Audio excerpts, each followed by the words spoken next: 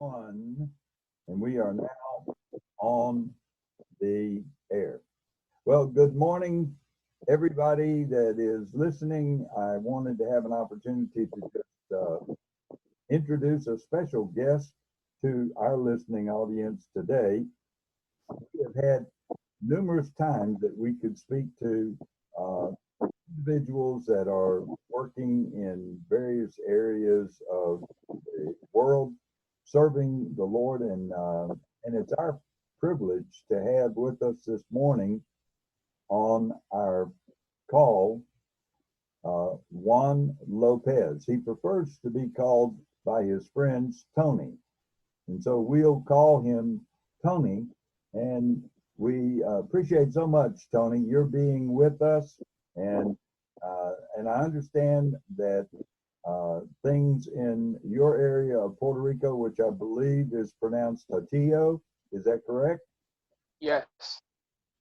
In Hatillo, uh, you experienced quite a bit of the effects of the Hurricane Maria, that was over 2 years ago.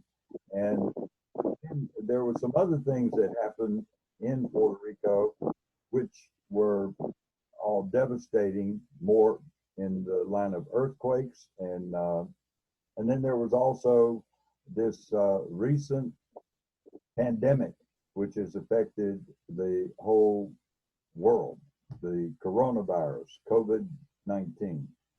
So, Tony, why don't you tell me how, in the first place, you were introduced to uh, Manos por Dios, Hands for God, and Michael Perron, who was sent there to help the people in Puerto Rico.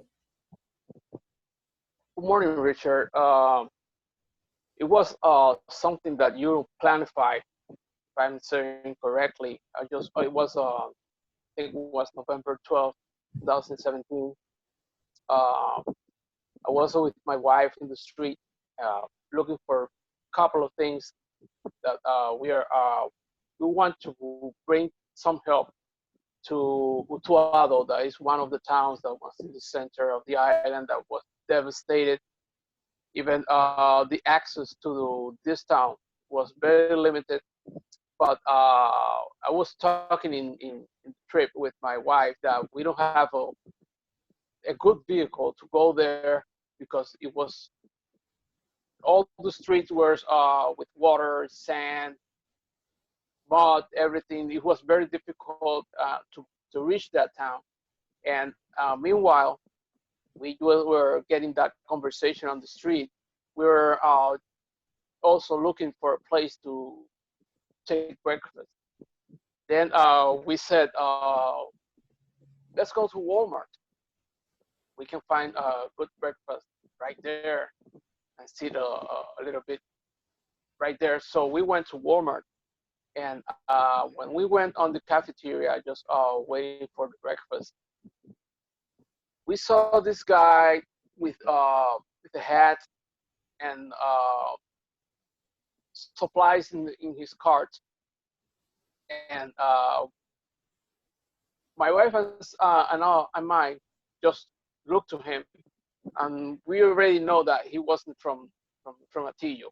It wasn't familiar to us because it's a small town that almost everybody you see it at least once in your life.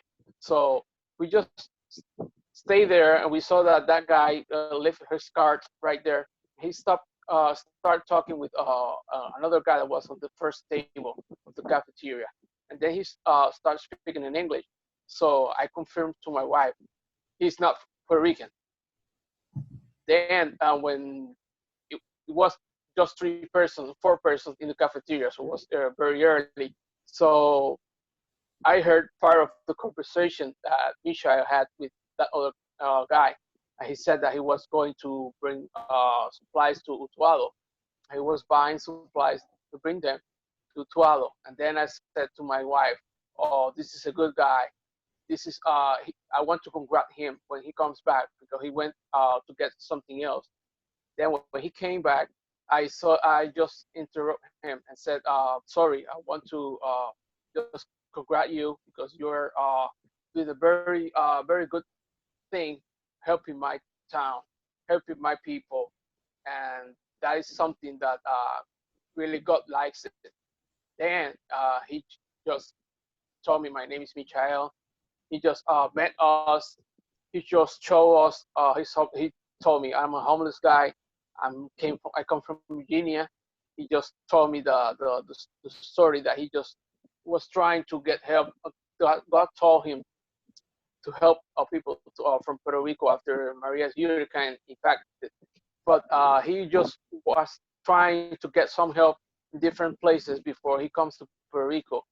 And the people said him in the States, why do you go, instead to go to Puerto Rico, go and help people that was impacted by Harvey in Texas or Irma in Florida? And he said to the people, no, God told me that goes to Puerto Rico, so that's what I'm going to do. So they, if we can say in that way, they denied the help to him because it wasn't to the States. So he told me that he just got some savings, and he got everything we had. That he has tools, battery tools. Came to the island, and then he started helping. That was the first time he was in Puerto Rico, so he doesn't know the island.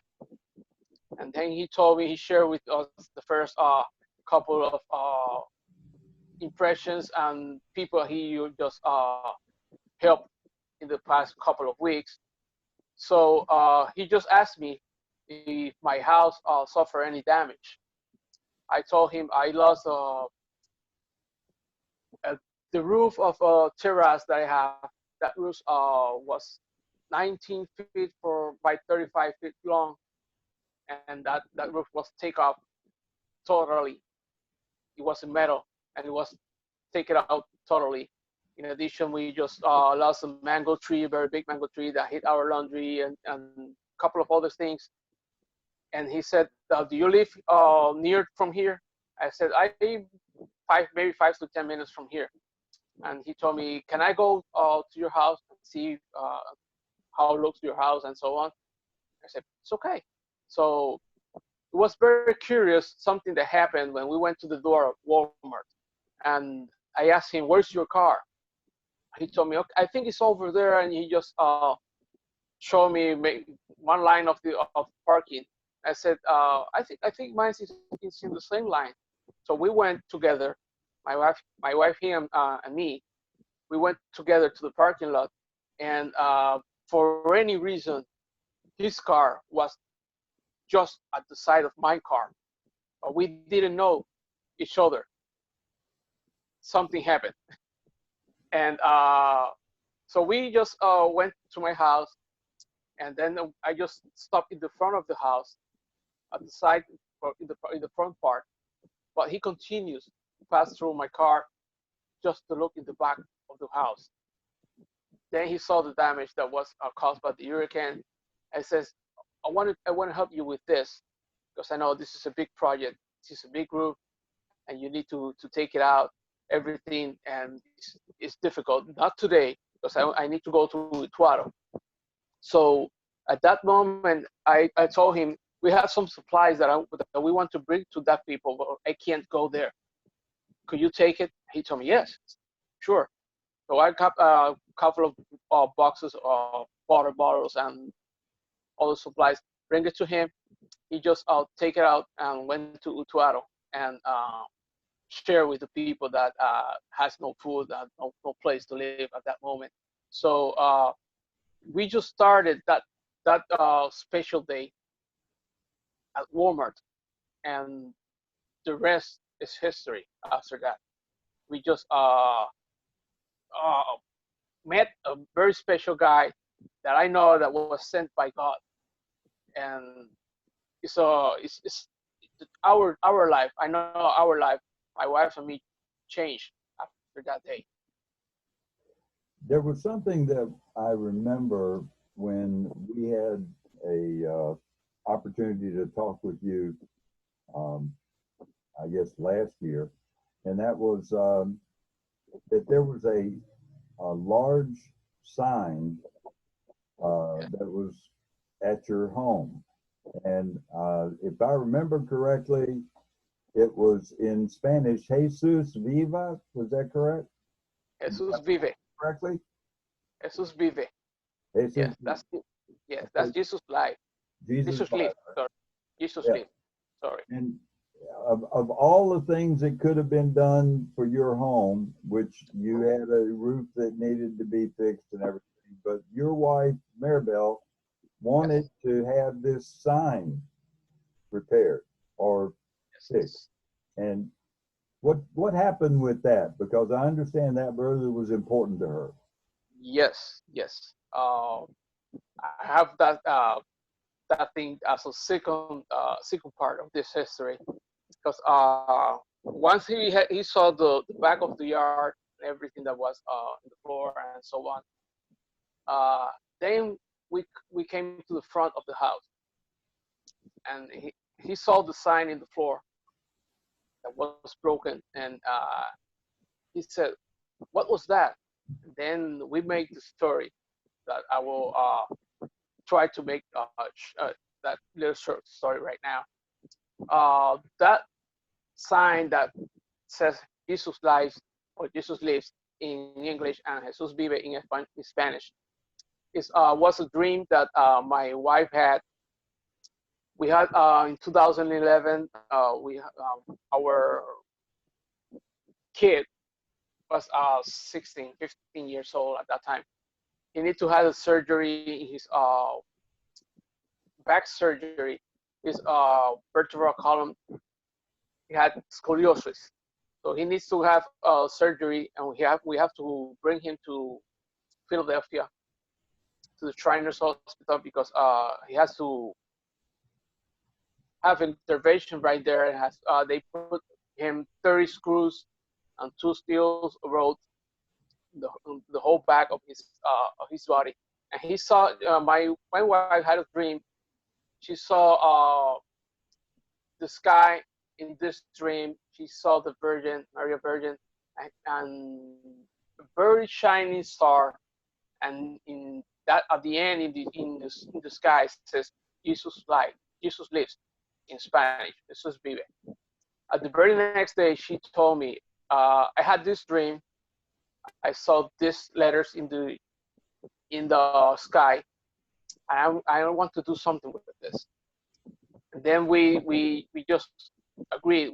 Why don't we can do a sign, like a sign. We put it in the roof of the house because this is a message from God, and we know that everything will be good with the surgery of our son. So we just called that very same day. We just called my uncle, and we decided to make a sign in wood. So we do it in wood because Jesus was a carpenter. So my wife and me decided to do it in wood.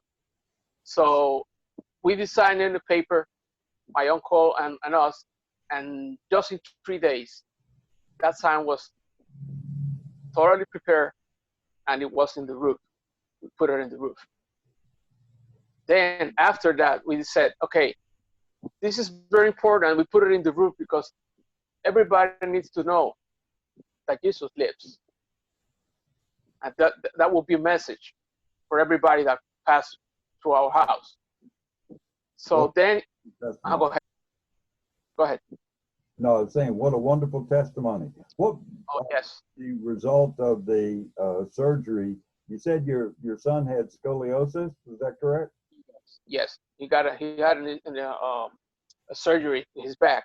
And how was the surgery after that time? What was the result? Everything was good. He was at 12th grade of high school, in the high school, was his last year of senior year on the high school. He had to take all the classes. He has to finish the semester through October because his surgery will be on November 15th. So he had to take everything in advance just to try to be ready for the next semester. And when he came back, he passed all the classes with A, except only one that was a B, and he did it in a record time. Praise That God. was, yes, that was a very good sign for him. Then in January, he was back to the school. He had graduated in May. So God puts his hands in his bag and also in the doctor that was making the surgery. Just to have an idea, to have an idea, this surgery, he went to the surgery area at 5:30 a.m. He was out at 10:30 p.m. It was the whole day, um, almost the whole night in surgery because they have to open it, everything, all his back. It was 30 screws, the all 15 vertebrae that he has in the back. So it was 2 screws per vertebra, and it was a very big surgery. In addition, he's at that time he was a 5 feet 10 inches tall guy. 5 So it feet. was very. Okay. So it was a children's hospital, but he was very big for the doctor because he doesn't make surgeries on a body that's that big. So it's a very big project for that doctor. But God put his hands, and thank God we have it here with us until the day of today. He's with us. And He's on the church, and he's name? Tony, what is your son's name? his name is Kevin, but his second name is Jesus. So I don't know if it's the sign, if the dream, everything was related. But now I'm talking with you. I have to be honest. I haven't think it in the past that his second name is the same name that we have on the sign, because we just think in Jesus, the Son of God. So I don't think we weren't thinking in our son. Kevin is his, Now it's in the relation. and then his middle name is Jesus. That's right. That's right. That's right.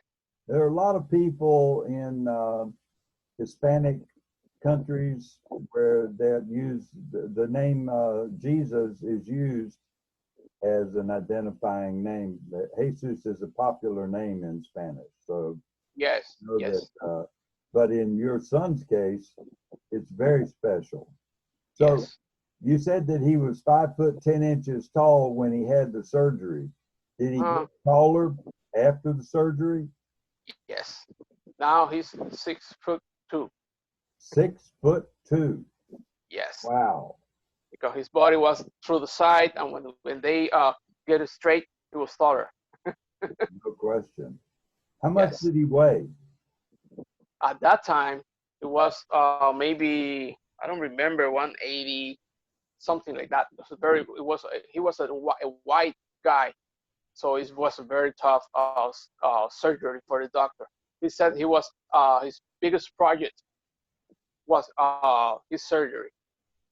And you said that he was in his he was in his first year or second year of high school? His last year. Last Year would high have school. been, was that his senior year that he? Yes, senior. Okay. It was senior. Yes. So has he graduated already now? Yes, he was graduated. After that, his dream was to be a pilot, but he started just the career of pilot. But after the first year, he has to change his career because we need to find $90,000 to pay his studies, and we don't have it. And he said, I know that you won't have the money, so I need to change my career. Then he studied chef. So he's now cooking for everybody in my house. Well, that's a good thing. Yes, because that was his plan B. If I can't be a pilot, I will be a chef. So he needs to do it because maybe yes. maybe he'll become a a pilot as well. Yeah, we never know. You never know. Could be a flying ship, right? Yes, Um, yes. let me ask you in relation to Maribel. Now, you only have the one son. Is that your only child? No, I have two daughters. Okay. Kevin is the middle one, the one that goes in the middle, and I have two daughters. Let me just interrupt you because I haven't finished the story of Jesus Vive No, no, no. because I just keep talking about my son and I just cut the story of the Jesus Vive sign. Uh, just after that, he saw the sign. We made him the story, and then he told me that he will help me to reconstruct the back of the house, and I was happy with that. Say, okay, good. That's a big, very big project. And then my wife said, "What we're gonna do with Jesus Viva sign?" He said, uh, "Oh, I can fix it too." And my wife told us, for me, the Jesus Viva sign is more important than the back of the house. So then I know that Michael remembers this story very well because I said, okay, but he will help us with the back. We can do the back first, and then the Jesus Viva sign. He said, no, our priority now is the Jesus Viva sign because that means our faith, and we know that we will get up with this, so we can do the back later. So then we agreed to in the next couple of days to meet and try to fix the Jesus Viva sign. And we just met in the afternoon. I was already get all the materials that were needed, and in less than a day, we make it totally new, Michelle and me. And we just put it in again in the front. Then we put it back. We put it down in the front of the house. We had to make a base in cement that my wife and us and my uncle prepared for that because after a couple of years, the sun and the wind and the rain just affect the sign. So we put it down. We level higher from the floor, and then Michelle put it there until the day of today. It's there. It looks great. We just light it. I don't know if you have a chance to see a photo. We just light it during the night. We just light it just to make a little impact in the people that pass across the street. We just do it in during the month of December. We do it in the Holy Week too, and we're planning. Michelle just help us with the electric part, just to try to leave it lit every single day of the year during the night, because we want to share that message.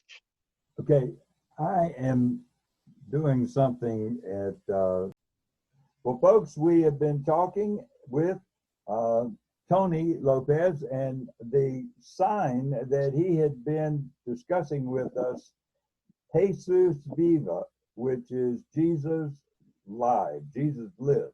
He is alive. And this sign was placed on top of their roof so that it could be visible to everybody that came within distance of their home, and they would be able to see it in Hatillo. What a wonderful way to be able to share the love of Jesus and what he actually did, because the sign was more of a confirmation from what Tony was saying. The sign was actually a confirmation because his son, who went through that tremendous time of surgery for scoliosis on his back and had, I think, 32 different screws that were placed within his spine and structure and everything. And he came through it wonderfully. His middle name is Jesus. So it's Kevin Jesus Lopez. And what a tremendous reminder that Jesus loves. And to see that sign above the house is just an encouragement. So, Tony, I'm so glad you were able to share that with us. And you can come back into the screen simply by stopping the sharing now that you know where you are. And you'll be back on the same video side with us. And you want to be able to come back into the call. And there you are.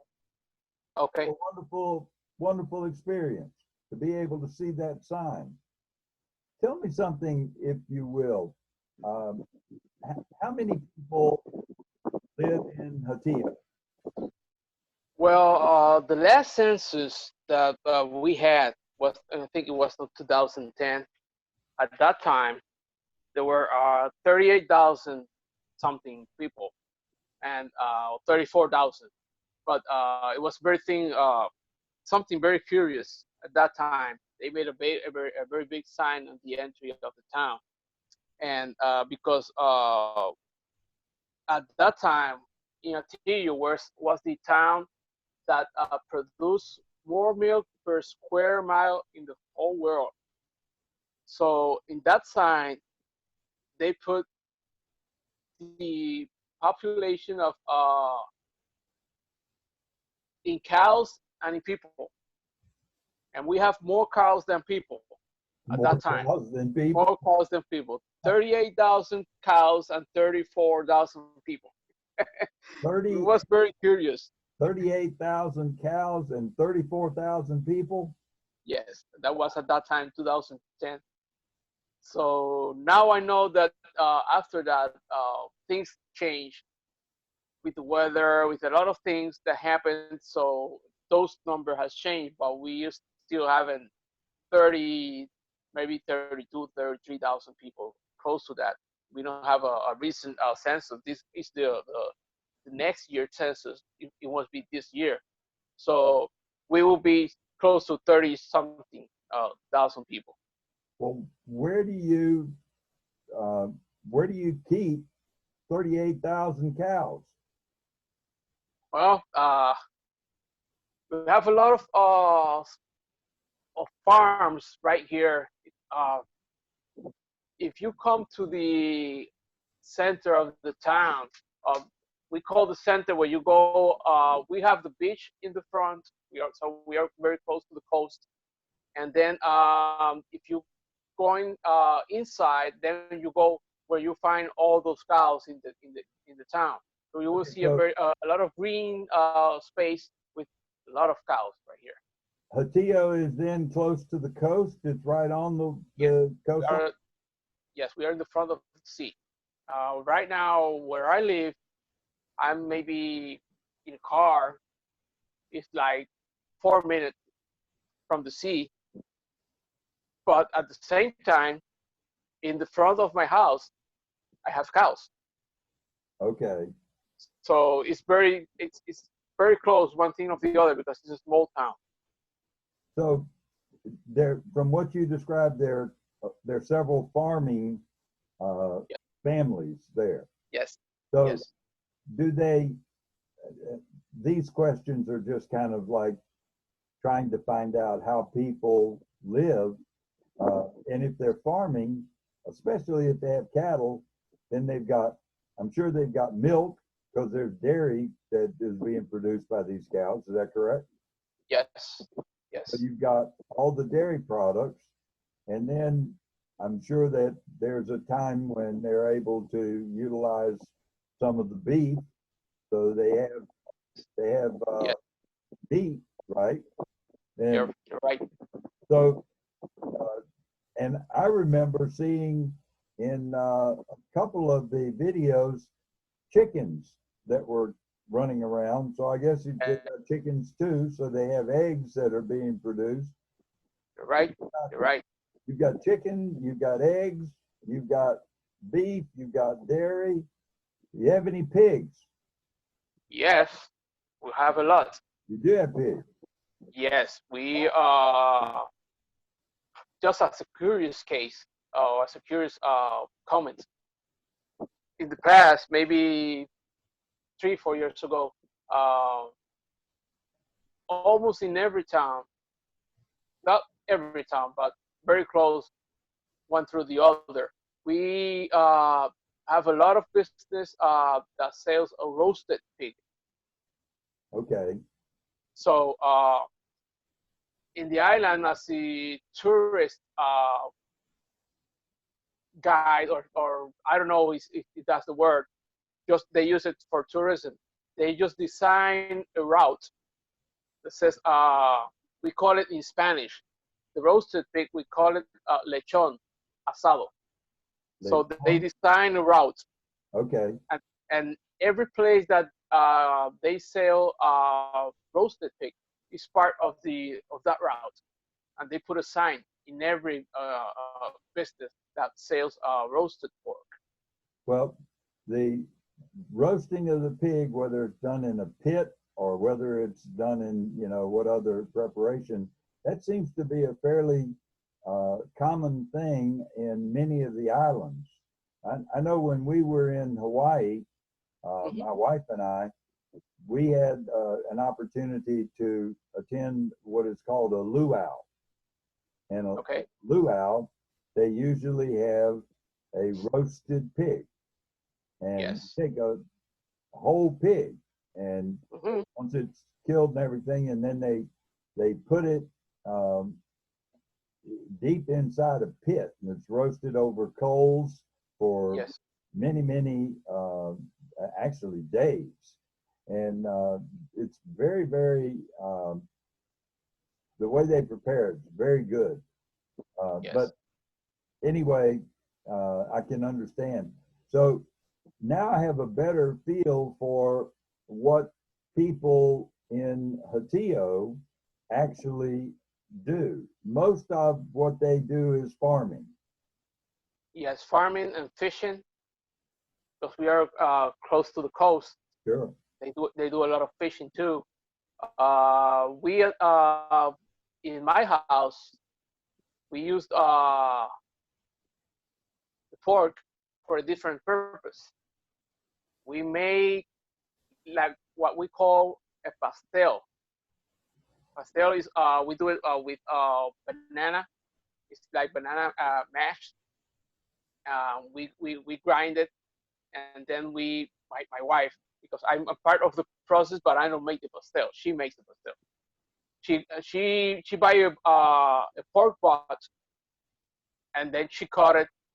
She take all the grease, all the fat from the meat, and she just cut it in small pieces, and then she prepared with sauce and a lot of ingredients, and that meat she put it inside that banana mass with potato, and then she put everything together. She tied it with banana leaves and paper and a cord, and then you cook it in water, and then you eat it like a little pesto. Okay. I can say you, Michelle, maybe can tell you later. She just started doing that for the surgery of my kid, because we need to raise funds to go to the States for the surgery. We had some expenses that we will have it there. But we started doing because she learned it with her mom, and her mom learned it from her grandmother.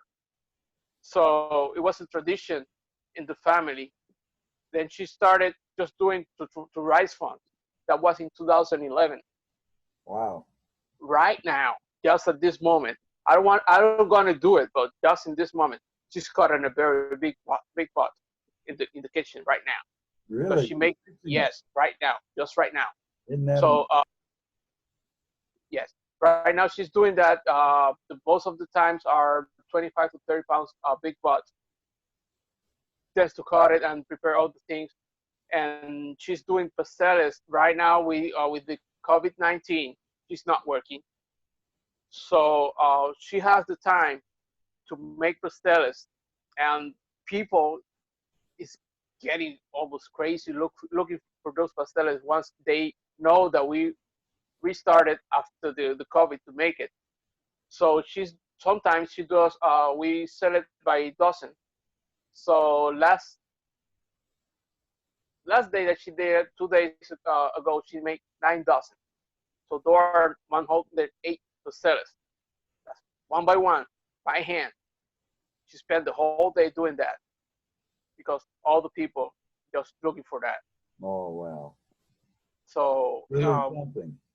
So yes, that's a recipe it's that difficult. was handed down by her mother and grandmother, and it's Yes, a family recipe that she has been using. Isn't that amazing? Um, yes, so you mentioned that she's not working now yes. because of COVID-19. What type of work, other than cooking, what type of work does she do? Wow.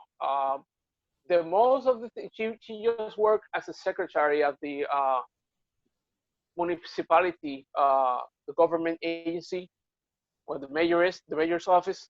Okay. She's secretary of in that building for 30 years.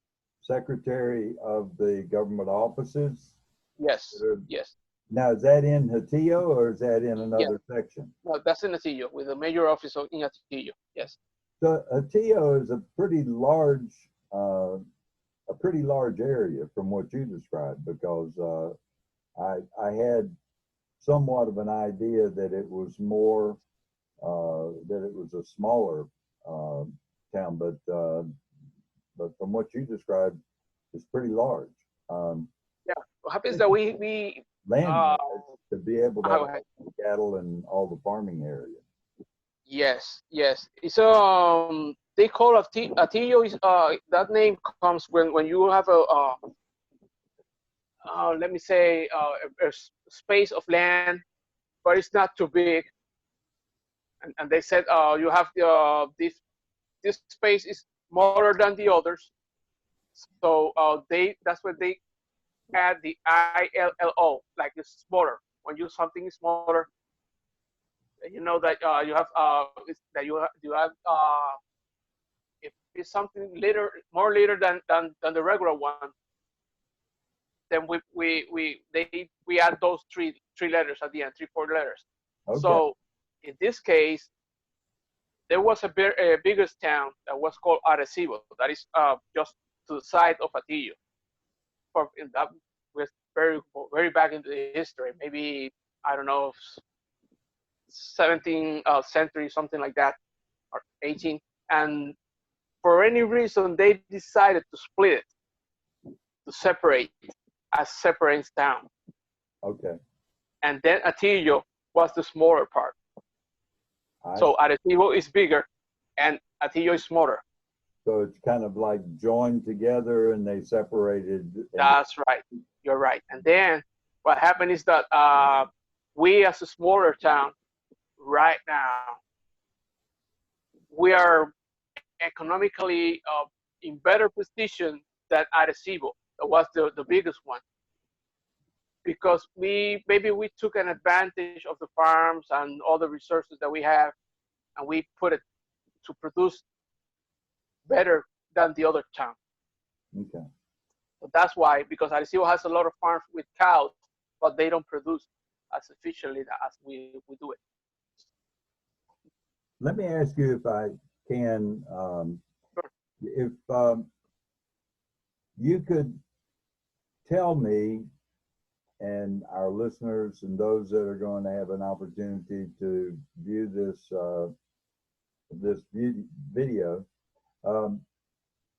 how have the people in Hatillo and some of the other areas in Puerto Rico, how have they responded to Manos por Dios? Okay. I just can tell you, at that very first day that we met Michelle right there in Walmart, just right there, before we go out of the store. Then he met 3 4 people that were impacted directly by Manos por Dios, because at this Michael, you know how he is. He's person that everybody that he says in a situation like we were after Maria, he just was asking, "You have anything that I can do to help you? Do you suffer any damage? Do you have any needs that I can help you?" And just going to the front of the store, I remember like it was right now. We just saw a lady that was working from the phone, this little booth of phone, cellular phone that they put in every store from like Verizon and so on. There was a lady working there. We just go. She just asked that lady to to to bring us a photo from Michelle, my wife, and me with his phone. She just got the photo, and then he asked her if she needs any help, and she was lost his roof of the whole house, Mm. his house. So she was living in the first floor of the house that was from her mom. Then we made a contact directly right there. After that, there's another story from that house because we just started to make contact. Then Michelle went to the States after that to get more funds and more resources to come back to the island. Meanwhile, she was waiting. That lady was waiting if she got some help from FEMA. Right, just when he came back, she just started to put a new roof to that house with her uncle.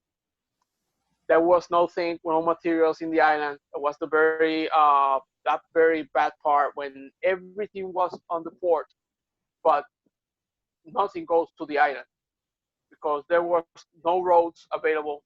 There was no trucks to bring the materials to the hardware stores and so on. So if you go to, like an example, because we did it, I remember we did it. We went to Home Depot. It says we need a gal balloon sink for roof. Uh, they said, okay, there's no gal balloon in the whole island.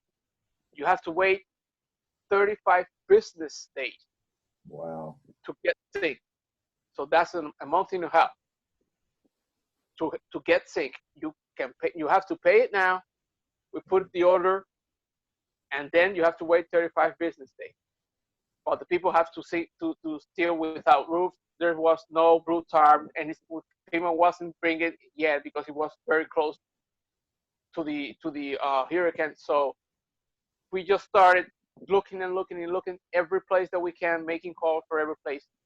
Then Michelle was from another town to the west of the island. He was on the street. He saw a truck with sink in the truck. He crossed the road. He stopped the truck and asked him, where do you get this sink? And they said, okay, there's a hardware store that's called Steel and Pipes. 3 or 4 towns more after where they have a sink right now. So Michael called me. He said, I saw sink. It's in this place. Do you know where it is? Because he doesn't know the island. So I had the phone of that people. I said, okay, it's in this place. Go right there. He went to there. He just stopped there and said, I have sink right here. Do you have the money? So he asked, I asked the lady for if she can bring him the money because he has to pay it at the moment because if not, he loses it. So the lady said, it's okay. I will bring him the money tomorrow. Just say him, pay it, and I bring him the money tomorrow. So that was the way he found zinc. And then 2 days later, they deliver to her. And like that, with a lot of things that we need to complete the roof. I went to a place, he went to another, just tried to find screws, everything that was, almost anybody has it. But he finished that roof. And he said, then he called another lady that was in another town that is called Isabella at the same place at the same day. She went there, she got her sink, he put it too. So that's the way he started doing and helping everybody. And if he go in the road and he says car stuck in the street, he stop and help that person too. So that's the way that Puerto Rican knows Michael and has forgot. I Wow. think that just in my opinion that he was, I don't know if it will be good or not, but he will get any kind of recognition because there's a lot of groups, there's a lot of churches, people, a lot of people just repeating the same word that come to the island, but there come 10, 15, 20 people together to make a different thing. But he's alone. Maybe he's the only one that is doing it alone in the whole island. Mm. He don't ask anybody to help. If somebody can want to come, he come. And in the other way, he's not getting any money for that. So that's what I said. I met a spiritual person, a special people sent by God. We call it an angel here Right. in Puerto Rico, and I'm not us only. A lot of people. I know that I went to different places with him, and when people knows his story. They said, "No, you're an angel. You're not like us. You're different." And that's why in any way that I can, maybe I don't have the money to help him. Maybe my body's not in good position to go with him to fix roofs and so on. But in any way that I can help him, I will. I Well, I will. know he appreciates all that you have done in being able to let others know that that he's there and that Manos por Dios is actually uh, sent to help the people there that in so many ways have felt like they were abandoned or forgotten. And Yes.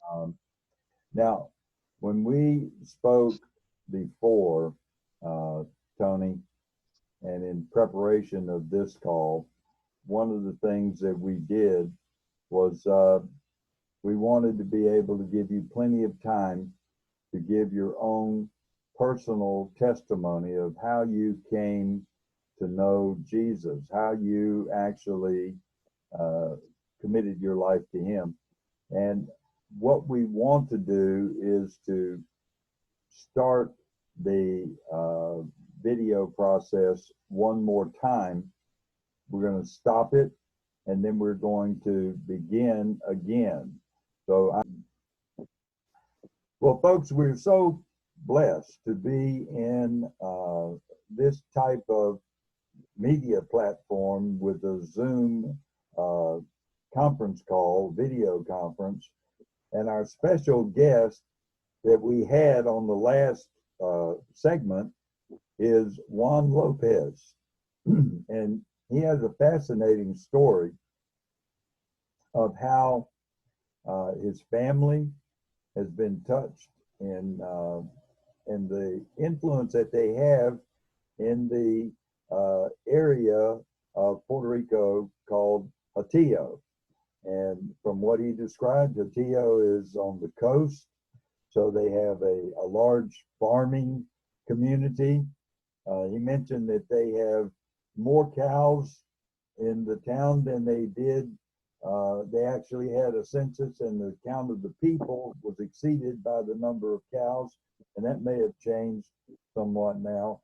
So we discussed in the last segment part of that, and we also talked about how Michael Perron showed up at a Walmart, and they were there not realizing that they were going to be introduced to him.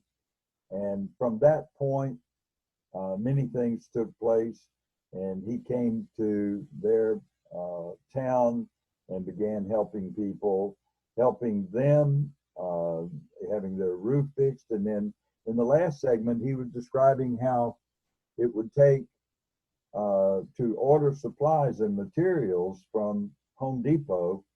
It was, I believe he said 35 business days. And so that's in our, I guess, account, it would be about a month and a half that you would have to pay for the materials that would be needed to fix the homes, but you couldn't get the materials until it was already a month and a half later. But miraculously, in this particular situation, the Lord provided, and the materials were actually there through another means that he utilized, but the materials were there in just a matter of a few days.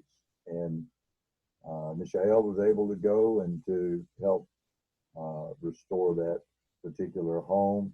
And one of the things that Manos por Dios, Hands for God, has been used so widely, not only in Puerto Rico, but certainly in Puerto Rico, is that the obedience in going and being there didn't require having all of the plans made.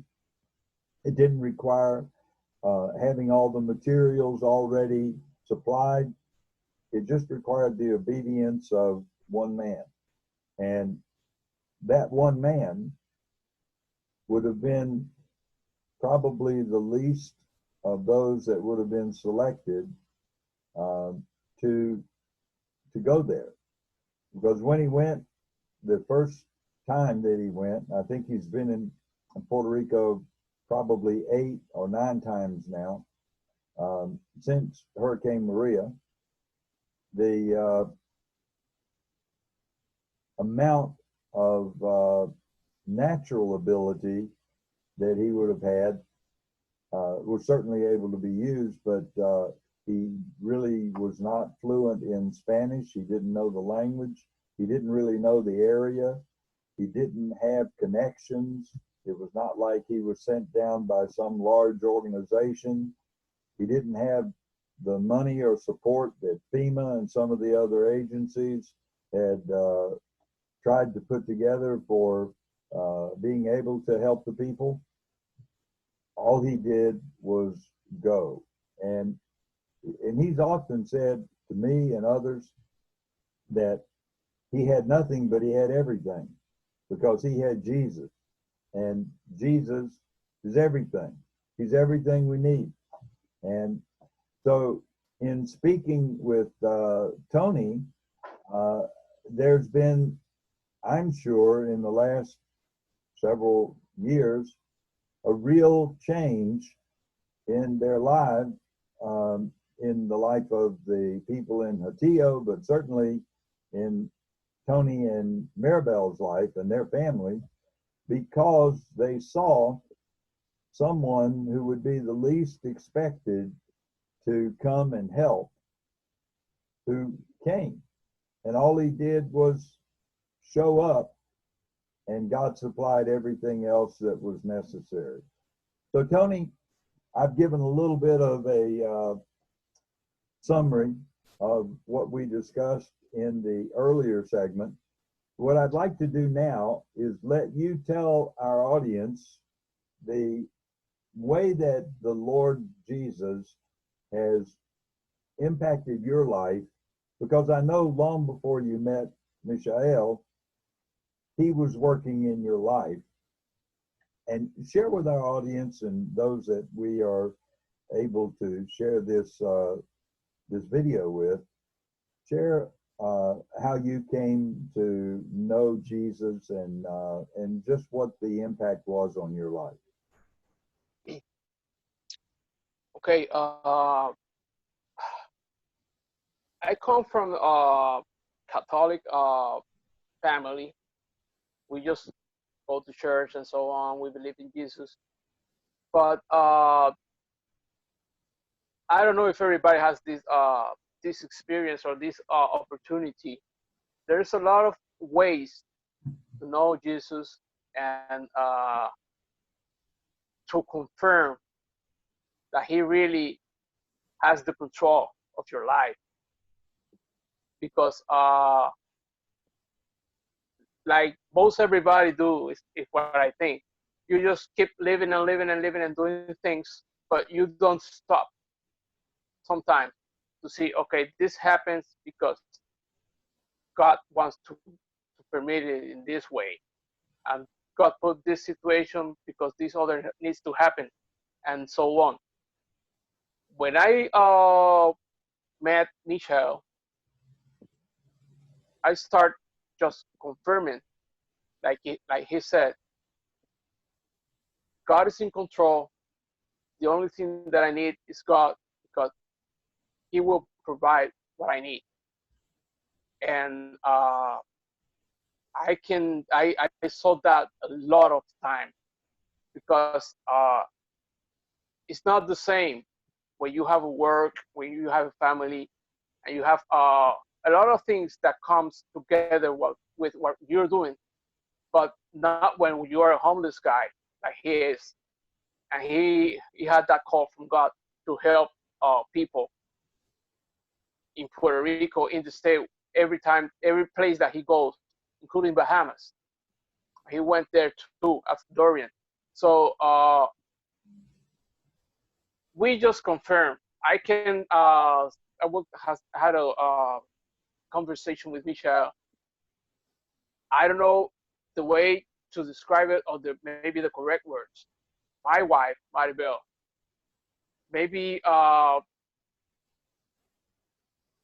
way of her to think, of she to think from God, and God thinks, is maybe stronger than I had it in the past. But after I met Michael, I know that I just discovered a lot of things that you heard in other people, but you don't live it.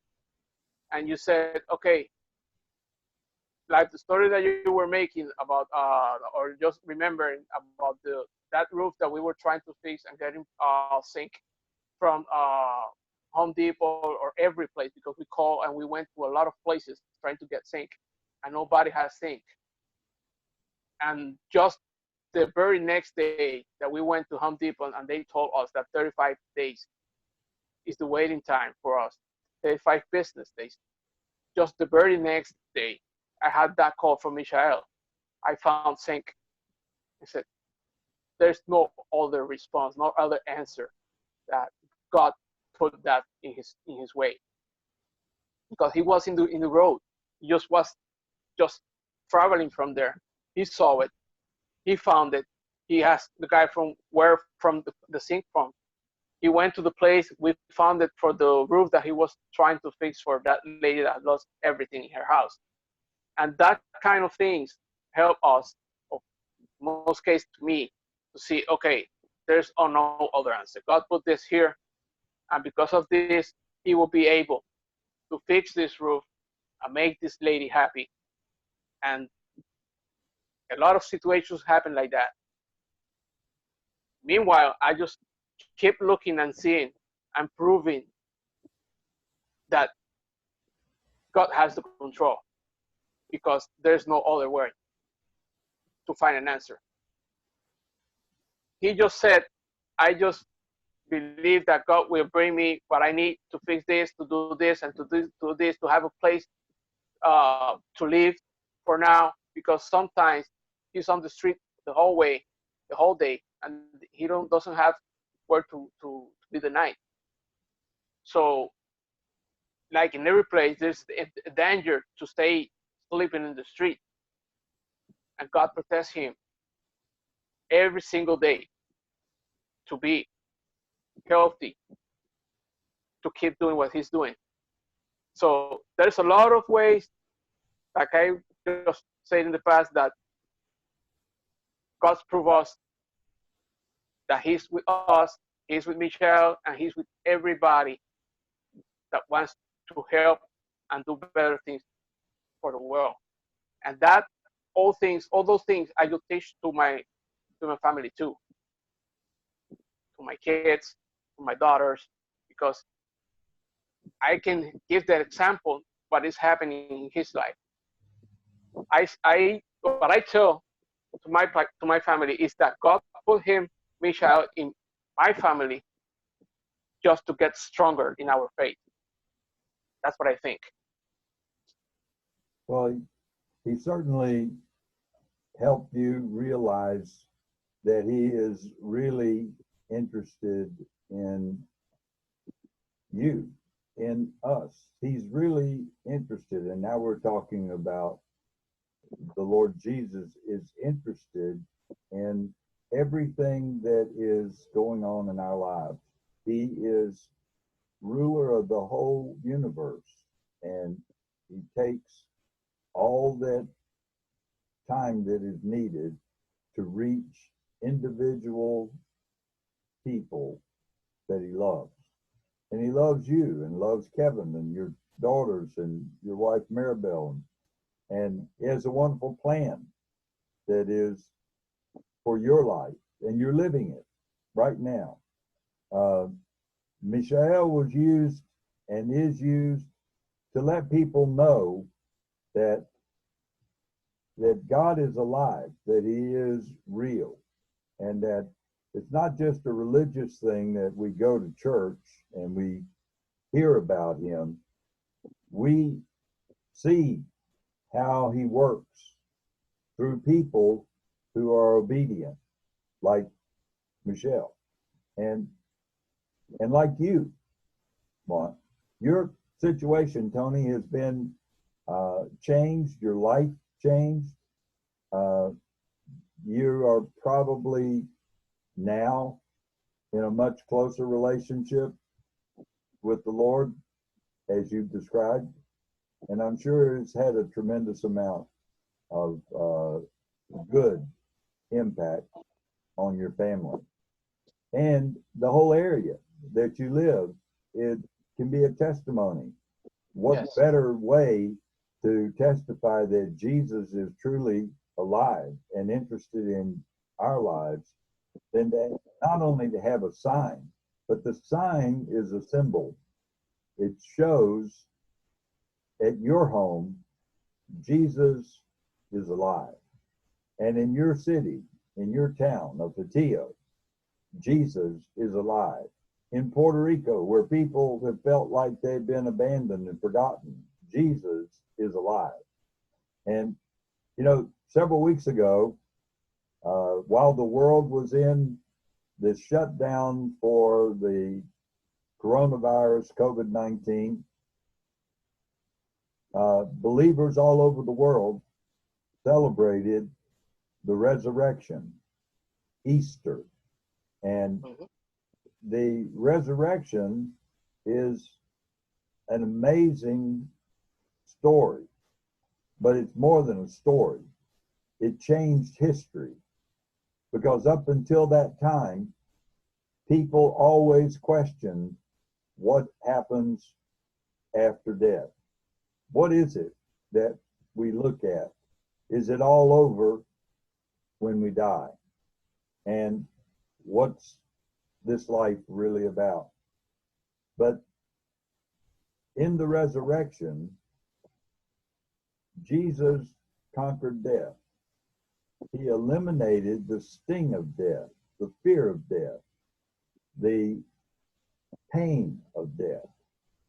And he gave us a tremendous hope that will allow us to recognize we have eternity to live with him. Not just this small time that we have, whatever number of years that it may be allowed here on this earth, but we have eternity to be with him. And there's just tremendous assurance in knowing that. And then he sends someone like Mishael in obedience to him. And I know that he has said to many people that he's a homeless, jobless Jewish carpenter. He's used that identity as a means not to brag, but to let people see that if a person that's homeless, that's been touched by God in such a way, a person that, when he says he's jobless, all that means is that he's not working for pay. People Yes. that have a job work for a wage. In his case, He's not working for a wage. That's why he refers to it as jobless. But if you talk to any of the people that he has helped, you would see that there's tremendous amount of job that has been placed on him, and he does it obediently. And he's not a young man. He's 60 years old.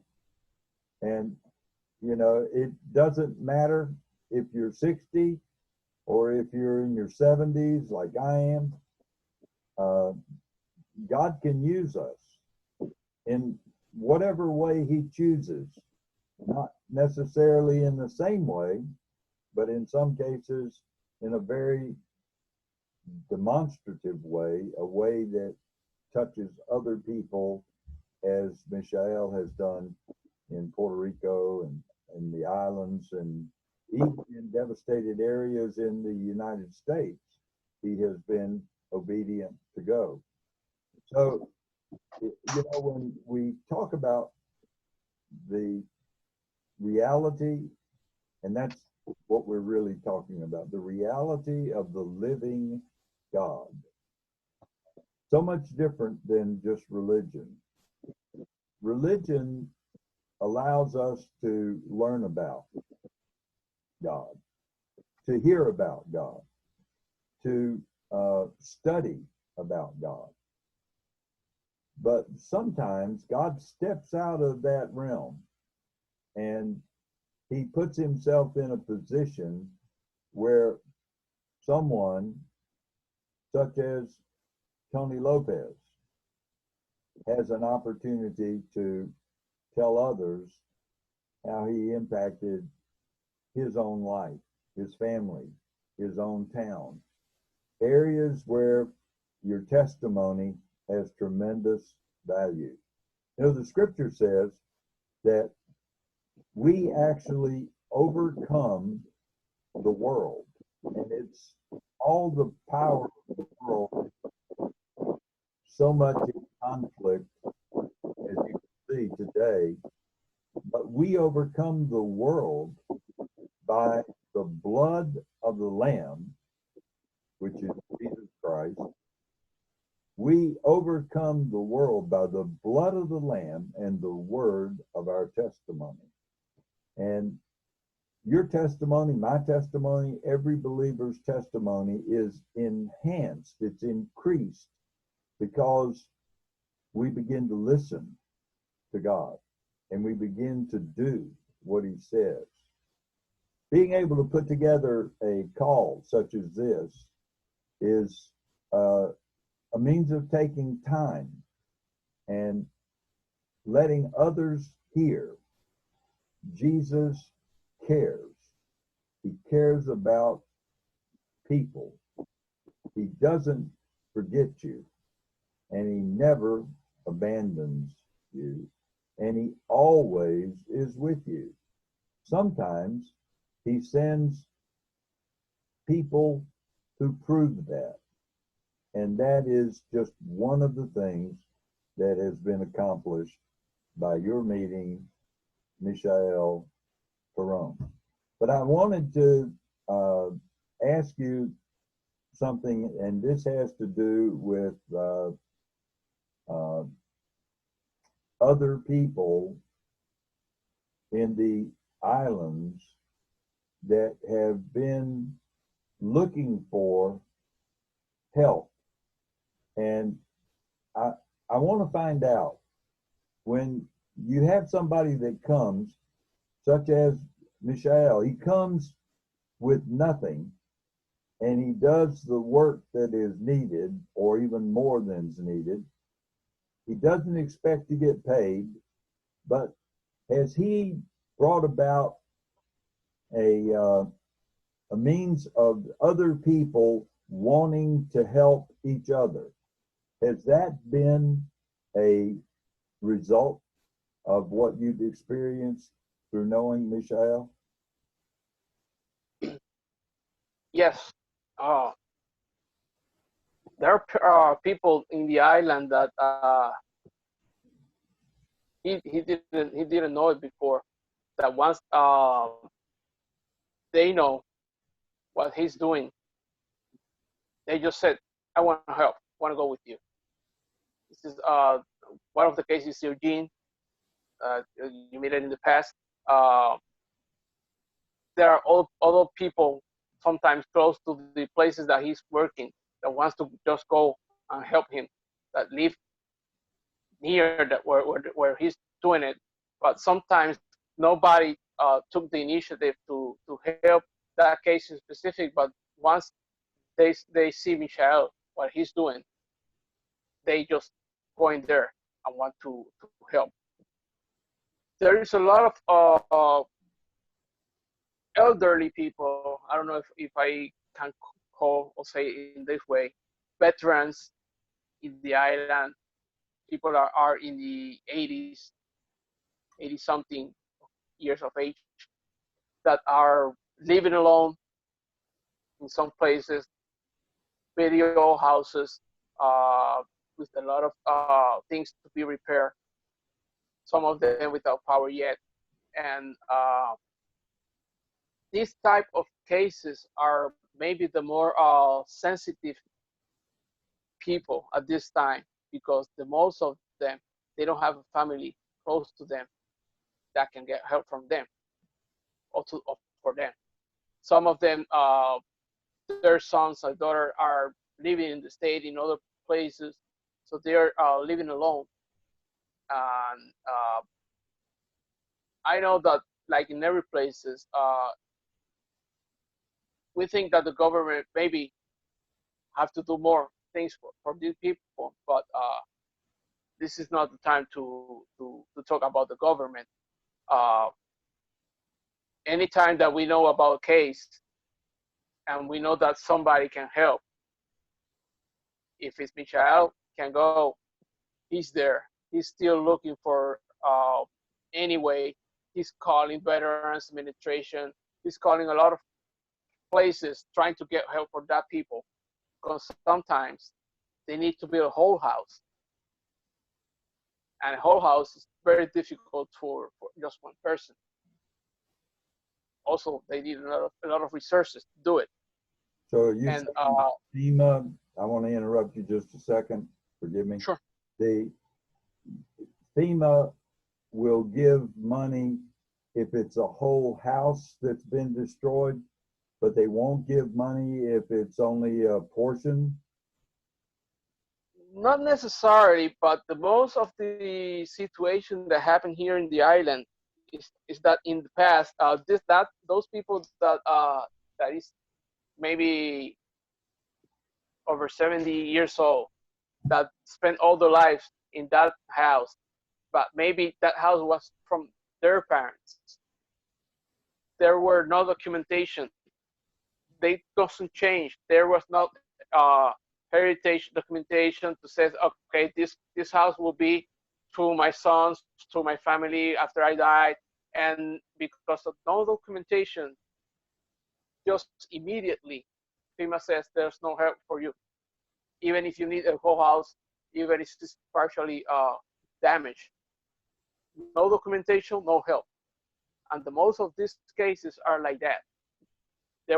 Because I know a lot of people that happened said, okay, what happened to you? You lost everything. There's no doubt that the hurricane destroyed your house. What happened when you went to FEMA? Okay, I filled the papers, I filled everything they wanted, but because I don't have any documentation that says that that house is my name, it's my property, there's no way to get any help. So there are people that live in Puerto Rico that cannot produce a deed that shows they own the property. You're right, because Of that, sometimes they can't get help. yes, we have a case in Mary's family, my wife, that is from her old, not her older, one of her oldest uncle, was her grandfather's and grandmother's house. He died after Maria, just some months after Maria. It was a very big place, terrain, that in the 19th, their grandfather says, okay, I will divide this terrain. This solar is for you. This is for you. For every of each one of the family. But nothing was written. So Oh, now those houses in his uncle in specific is closed. Nobody can live there because he died, but it was in his father's name. And his father's name died 20, 30 years ago. So nobody can do anything with that. And so there's a who lot of takes that cases like that. property? Who is it that takes that property? Does the government in Puerto Rico take that land? No, it's still there without touching, but the government still adding taxes to that property. Will they add Pro- taxes? yes, they have property taxes because nobody's living there, and if the rest of the family doesn't pay it, there will be a time where the government then takes it because there's nobody paying Because taxes they to can that pay property, tax. Yeah. and that happens a lot of time. Well, that's a sad part, but that is Yes, unfortunate. There are other places in the world that are in the same position. yes, They don't have a proof of ownership because it was property that was handed down from generation to generation. uh-huh. Grandfathers, great grandfathers, uncles, and these people have passed on, and there was no paper that, as you say, that showed the property belonged to the next people, but they lived there. They lived Uh-huh. there generation after generation because that's just the way their society was. They came, they raised their children stayed, and when they got old, the children didn't throw them out, they kept them there. When they passed on, the children continued living there, and then they had children, and it goes generation after generation, and nobody ever questioned it because they were living there. When Yes, you have the last occupant, then you've got the question, who does the property belong to? And when it gets destroyed, such as in a hurricane or some other disaster, then to rebuild it, that's the thing that people look at. They'll just say, well, who owns it? Who is it that owns this property? But in reality, we don't own anything. We only have management of it for a little while. Um, God owns everything. He owns it. He can sweep it away in an instant. And in Puerto Rico, because of Hurricane Maria, it almost happened.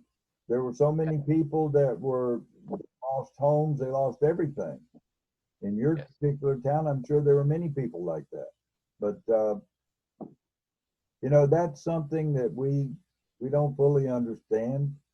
We just have to trust God that He cares and He'll reach out and touch the people that are in need. Tony, I want to ask you something in regards to um, the uh, ongoing effort of Manos por Dios. What can we do? Now, when I'm asking this, I'm not asking it just for myself, but I'm asking it for those that could view this video, that hears this testimony, that can uh, put resources together. What can we do to help? Because you know the needs far better than I do. And, if you were to be able to say it takes a certain amount of money, that's understandable, but it takes more. Money only gets whatever is purchased, like supplies and those things. But it takes individuals, it takes people to help make it happen. So, what can we do? What can our listeners do? How can we make a difference in Patillo, in Puerto Rico, and how can we help uh, Manos por Dios accomplish what God wants to do? okay. I know that almost everything involves money, But maybe what we can do is just if we know some people that are not doing any kind of job, but they can help in something on construction, or what they are looking for get knowledge about how to construct, how to repair, or how to help others. If people know somebody who can be part, and maybe as an idea make increase this ministry, that I know that is working with just one person physically at the island. If we can get any kind of help uh, involving more people doing the things that Manos por Dios is doing right now, in that same way, it will be increasing the people that we get help, because the jobs and the all the things that are pending to do, we will be doing faster, and then you will have more time to keep helping others that still needing that help from somebody. I think that maybe the most important way is or the help that right now is manpower and resources, just resources, because you can have the biggest desire to help, but sometimes your body is limited, your resources are limited. But once you get increasing, making like a little team, it will be bigger, the help that will get to the other. That's what I think. Okay, well, I want to take just a moment to let our audience understand that if you want to help, if you want to do something to donate Yes. to Manos por Dios, you can go directly to the Manos por Dios website, Hands for God. That's HANDS, the number 4, God, GOD.org. And on that site, it gives you the opportunity to donate. And we want you to be able to donate whatever you feel is necessary. Now, that particular part is to donate your financial resources. But as Tony has said, we need to have people that are willing to go, that would be willing to volunteer. There have been people that have gone. Trevor Freegan went several times to Puerto Rico, and even took his son there. And so there were people that were led to go, to volunteer. Blake Edwards and some of the people that we have talked to in the recent months, which wanted to help, and they were able to be there, and they were willing to do whatever could be done. So you can go to handsforgod.org and make your donation there. It can be greatly used to get materials and other things. Remember this, nobody in the organization of Hands for God, Manos por Dios, receives any kind of salary. There's no money that is paid out other than what is used to get materials or equipment so that it can be used to help the people rebuild their homes and rebuild hope. That's the message of Manos por Dios, Hands for God. Well, Tony, as we look at the overall picture of what has taken place, there were certain people that were recognized as volunteers that were, in whatever way they they were able to influence others, to touch others. And this may be a little bit of a surprise to you, but I want you to be able to see something, because when I do this, you're going to be able to see an item on the screen, and I want to let you have the opportunity to see what it looks like, and you can tell me if you can read it. And just in a moment, I'm going to bring it up. Can you see this on your screen? Yes. Can you read it? Sure. It's in Spanish. Yes. I mean, Yeah. would you read it out loud for our audience? Sure. I will. It says, certificado de apreciación. Este certificado de agradecimiento para voluntarios del año 2017 reconoce don Juan Tony López y Maribel Ruiz López por diligencia, obediencia y compromiso de reconstrucción hogares y la reconstrucción de la esperanza en todo el mundo. Hands for God, manos por Dios, firmado por Donald Krieger, CFO, la fecha, date, handsforgod.org. Okay, so for the benefit of our audience that is not speaking Spanish, what does this certificate mean? Okay, it says it's like an appreciation certificate, appreciating what I name it like 2017 volunteer of the year, naming me and my wife for diligence, obedience, and compromise of the reconstruction of homes and the reconstruction of the hope in all the world.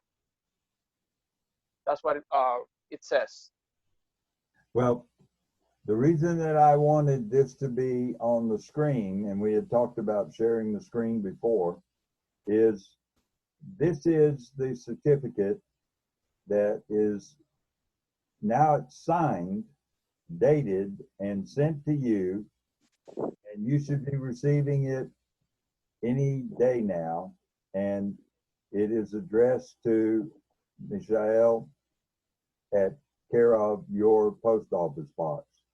So you have a little bit of advance notice that that it was coming, but you also now have something that you are being recognized, you and your wife are being recognized as volunteers of the year for 2017 in Hands for God, Manos por Dios.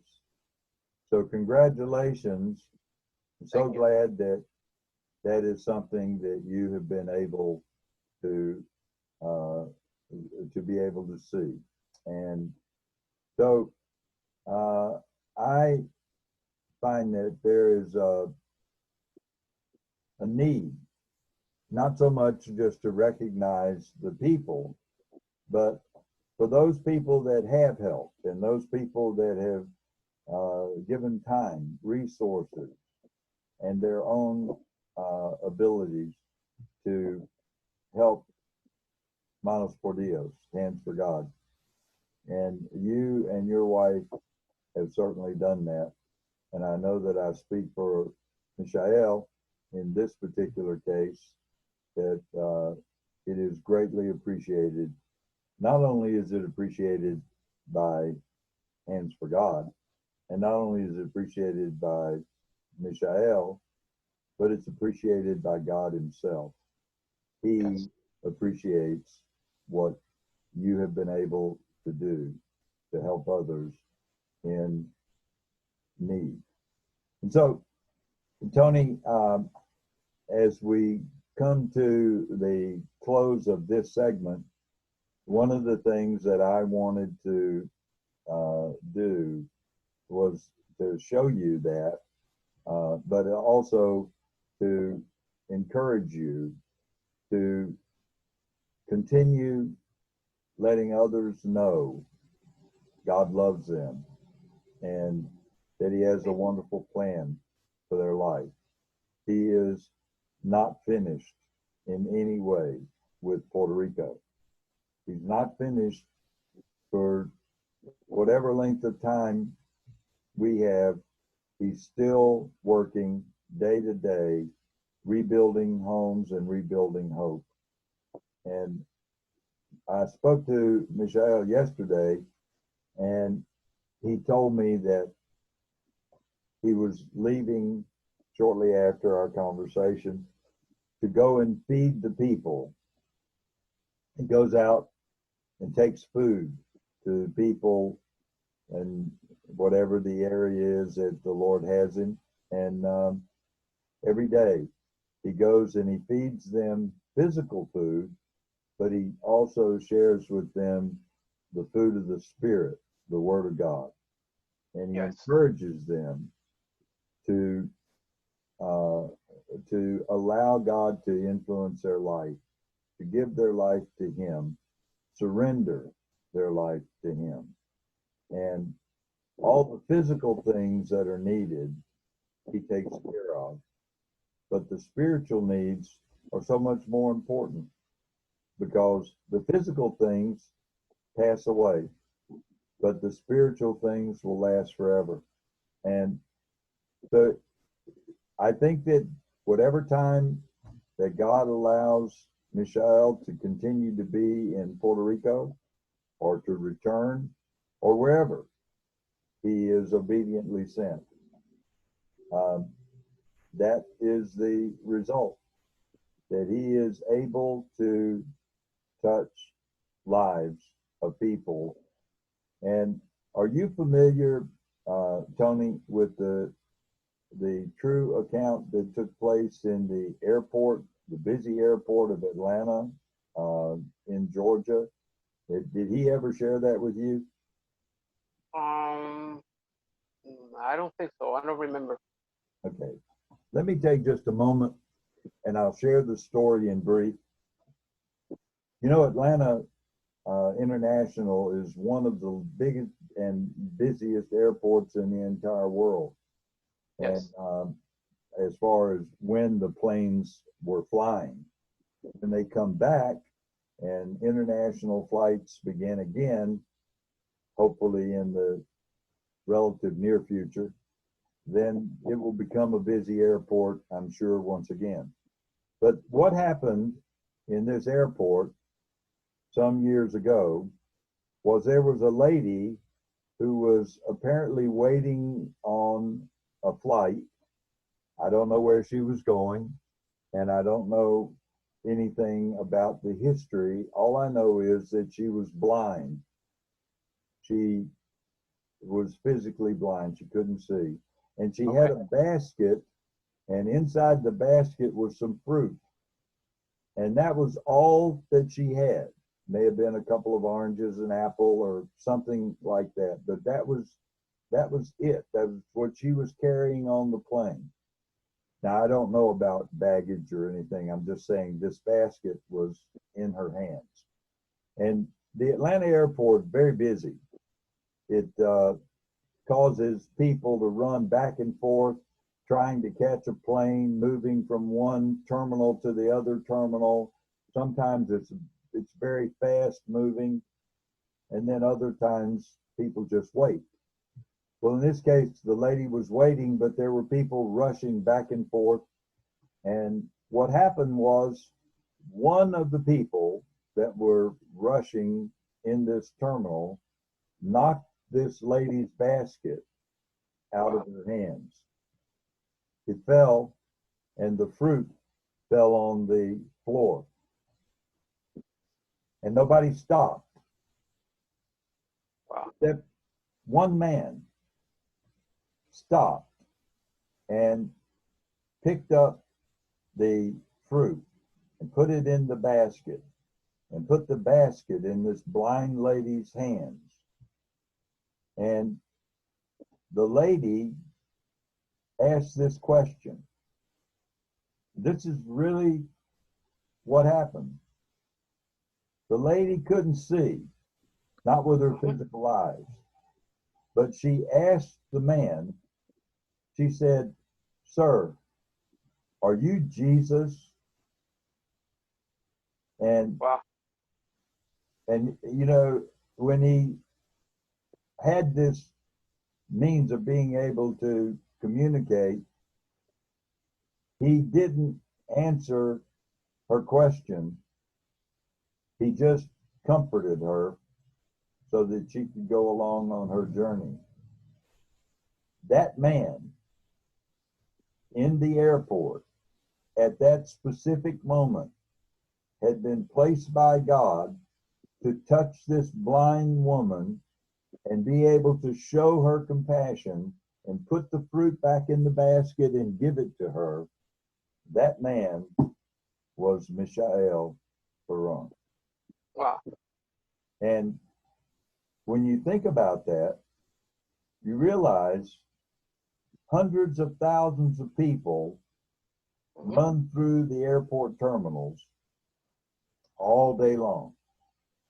God put one person at the specific moment that that woman needed to know someone cared.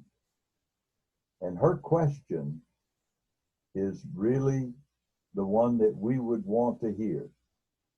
Wouldn't you love to hear someone say, who was blind perhaps, "Tony, are you Jesus?" And you see, Hands for God is an organization that is really just people who are obediently doing what God wants them to do at the time that He wants them to do it, at the place that He wants them to be, with the people that He wants to touch. And He uses others, but He certainly has used Mishael Peron. So again, folks, I want to let you know as we're closing this segment, if you want to help, if you want to be part of Hands for God, go to hands4god.org and just select donate. Now, if you have suggestions, anything that you feel that you want to be able to do, if you want to volunteer, if you want to be able to send equipment, if you want to help in any way, let Hands for God know. And you will be contacted. You will have an opportunity to be obedient to what God wants to do. So, Tony, I appreciate so much the time that you've been able to share with us. You have really enlightened us in many ways. You've encouraged us. It is amazing the way that God has been working in and through your life, the testimony of what He's done in your son's life and your family members, all of those things. And I'm sure that God is going to bless you, He's going to use you, and He's going to continue to make His name known through the Lopez family. So as we close this segment, if you don't mind, I would ask you, would you mind closing us in prayer? Sure. Thank you. This is not my strongest part, but I'm just glad, and it's a pleasure for me try to help in the any way I can. I thank God for this moment. I know He's here. I got my hair. It's up right now. Uh, he's using Michelle. He's using you, Richard, too. Because when people gets together to doing things like this, like I said before, there's no other answer. There's no other way to think that it's God what is doing this for us and for every people that we can touch and we can help in the way we can. I thank God for that. I ask for the people that can pray and do whatever they can to help this organization and keep believing in God. Keep believing that anything that happens has a purpose. Sometimes you don't see it at the beginning, but later you will find the causes and the purpose of all those things that happens in your life and in the lives of others. Uh, I know that it's a different way to pray and to thank God, but this is my way. I try to do it with the things that we are living, and just to be glad with God that I have a life, I have a second chance of life. Just to be just a little short apart, I got a stroke at the age of 38, April 26, 2003. I have a second opportunity of life. The only thing that I asked God when I was in the hospital was, let me to grow my family. And He did it for me. So, amen for that. God bless you. God bless you, all of the people that will watch this conversation that we have and try to do the best of you can in the way of you can. In the name of God. Amen. Thank you so much, Tony. Well, folks, it's been an encouraging time, and we have had a great two segments with Tony Lopez. And I just want to thank you for tuning in, for listening, and share this testimony, share this video with all of those that you know so that they can have an opportunity to hear what God is doing in Puerto Rico and throughout the world. And we are encouraged by that. We want to be able to help in any way that we can. So as we close, keep in mind, if you want to help in whatever way, go to www.hands4god.org, and God will show you what to do, and He will let you help be in the hands of God. So that is our segment. We thank you for being with us, and we look forward to greater accomplishments as God uses ordinary people to accomplish extraordinary things. God bless you, and we will look to talk to you again. Tony, our blessing to you and your family. And I look forward to hearing from you sometime in the very near future. Thank you. Amen. God bless you too, Richard. Bye now. Take care. Bye bye. Take care.